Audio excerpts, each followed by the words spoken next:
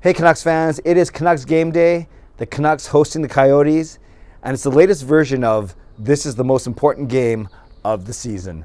I am Canuck Clay, and this is my Canucks take all in one take. It's Clay's Canucks commentary for Thursday, April the 14th. If you're new, here's what you should do. Hit the subscribe button now for daily Canucks insight that's positive, timely, and trustworthy. Thanks to everyone who joined me, all the members who joined me for my members live stream last night. Great time, Gordle, Wordle, questions, feedback, answers. All in all, I appreciate all the members that were there last night spending some time with me on a Wednesday evening. Tonight, Thursday evening, is the Canucks looking for their 5th straight victory.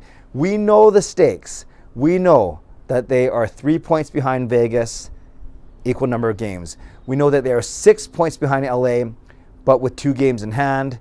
We know that we had to play LA one more time. So a lot has to happen. Yes, the Canucks playoff odds are still in the 9-10% range, but that's better than 0. So let's keep the belief, let's keep the hope alive, and they have to continue to win.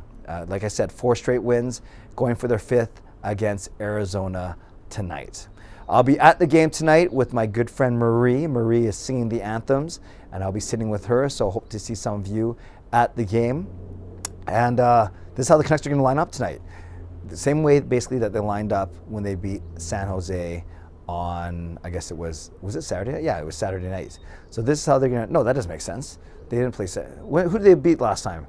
Well, they were on Tuesday, of course, when they beat Vegas. I wasn't at that game. I was at the San Jose game, but I wasn't at the Vegas game. So the same lineup when they beat Vegas on Tuesday night. So it looks like it's going to be Horvat, Pettersson, and Garland. By the way, Connor Garland, really good article in The Athletic today, talking about his adjustment to Vancouver and how it wasn't as smooth as he wanted to be, how he hasn't played as well as he wanted to, although he made a really good play on that overtime winner by Quinn Hughes. It was all set up by Connor Garland's great work. But yeah, you know, a very quick aside, you read about Connor Garland's struggle to get acclimated, Nate Schmidt, Braden Holtby, and I'm not at all saying there's something wrong with the organization or anything like that, but you just kind of wish that it's quicker transitions for these players, so not only do they thrive off the ice, but on the ice. Okay, back to the topic at hand. Horvat between PD and Garland, then you have Miller with the 2 new best buddies of Chiasson and Podkolzin, who I've talked about a lot in the past week, stepping up in the absence of all our injured players. Then a third line of Lammikko, Lockwood, and Jason Dickinson. And then a 4th line of Brad Richardson, Kyle Burrows, and Sheldon Dries. Don't expect that 4th line to play a lot. They only got 8, 6, and 6 minutes respectively on Tuesday night, and I expect more of the same tonight. On D, same group, OEL with Myers, Hughes with Shen, and then Dermott and Brad Hunt. And I fully expect it to be Thatcher Demko in net tonight. So what can we expect from this group? Well, let's talk about each line really quickly. In the top line of Horvat, Pettersson, and Garland, all 3 players have been playing really well in the past week. All 3 were very important in the Vegas win on Tuesday night. You had Horvat with his goal and assist, and he's recently passed the 30-goal mark. You had PD with the 3 points, and then Connor Garland also had 2, including the setup play in overtime. So love the way that the top line is playing. Pettersson really leading the charge most recently. JT Miller had a quiet night on Tuesday night, especially compared to his other outings, but it was his line mates actually that played very noticeably well, and that's Podkolzin and that is Chiasson. And as I mentioned, they're both having to step up with injuries to 4 top 12 forwards in Besser, Pearson, Höglander, and Highmore. So it's great to see Podkolzin and Chiasson, and they're not the same player, obviously. There's a lot of years between them, but they play a similar style in that, actually, now that I say that, maybe not. They're both big bodies, and they can crash, they can dislodge defenders from pucks, but Podkolzin plays, he can skate well, and he's got a great shot. Chiasson more of in front of the net, but you see Chiasson also a very smart player. Every time he scores with PD on a 2-on-1, it seems, every time they go in and they seem to be able to score. So you got to be smart to play with PD, you got to make good decisions, and Chiasson is able to do that.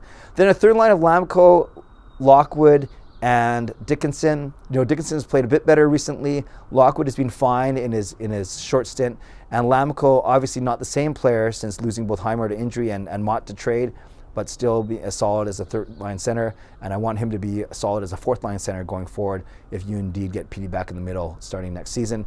And then our fourth line, like I said, mentioned they're not going to play that much, but if they do, as long as they play solid, Richardson, Burrows, and Dries, no problem with that.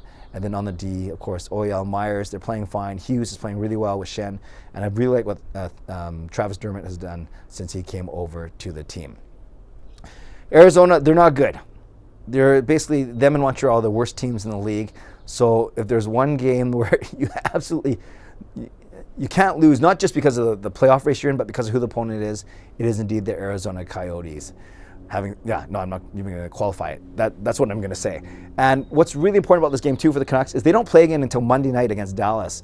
So the whole Easter weekend, Friday, Saturday, Sunday, they're not playing. That means teams that they're chasing, teams that are in the playoff race, they're going to maybe play another 1 or 2 games over the weekend while the Canucks don't. And then the Canucks somehow have 2 back-to-backs in the last 2 weeks of the season. So very important that they win. They get their 5th straight win, and then they get ready for a massive Dallas game on Monday night. One other note, Ben Kuzma tweeting that he saw Brock Besser in the hallway and he had ice on his elbow. And we remember, I'll do a quick demonstration. That was the play where Pettersson tried to check Ben Hutton.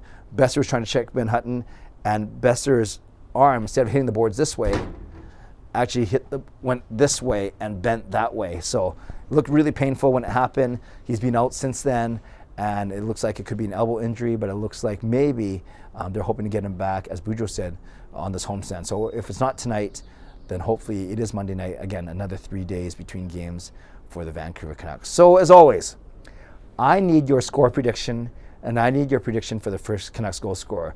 You guys know the last 4 games I predicted correctly, at least the winner, not the score, and I've done that by predicting the team that's playing against the Canucks. So again, tonight I will pick the Arizona Coyotes to win. I will pick the Arizona Coyotes to win by a score of 5-1. 5-1 for the good guys, if you know what I mean.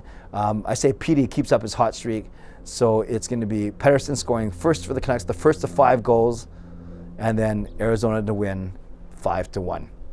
Give me your score prediction and give me your first Canucks goal scorer down below. And let me know if you're going to be at the game, and that way I can look for you sitting in the lower bowl tonight, because it's Marie's good seats as opposed to my cheaper seats, but I think Sean and Fernando will be using my seats up top. Shout out to my sponsors, Perform and Transform, Personal Training and Weight Loss. Sign up now for a free 7-day trial. Use the link in my video descriptions. And Advanced Seat Experts Real Estate Group. Contact Jason Lim and his team for all of your real estate needs. Shout out to legendary Lucas Gates, legendary Justin Credible, legendary Andrew Chang, and Hall of Fame members Jens95, simalexander, Chris Seifert, Adam Broomfield, Shannon Hollingworth, Hsmfangirl Gaming, smoovegroove, and Carol Bovenlander. Thank you for your support as always, and thanks to the support of all members of all levels. You're listed in my video descriptions. If you want to become a member of the CCC Crew, press the join button underneath this or my videos, or the memberships tab on my YouTube channel. If you made it this far, it's 8 minutes in. I think a special code word for today will be the word 5, as in 5 straight wins. F-I-V-E. Put it in all caps, put it in the comments, and put the word 5, and that way I know that you made it this far, because I'm also predicting a 5-1 score for the good guys. Subscribe if you'd like to, like this video if you'd like to, become a member or upgrade if you'd like to, and leave a comment down below if you'd like to. Score prediction, first Canucks goal scorer, and leave the word 5 in the comments as our not-so-secret code word. Okay, friends, stay safe, stay healthy, take care of yourselves and take care of each other. Enjoy the day and enjoy tonight's game. God bless. Go Canucks, go.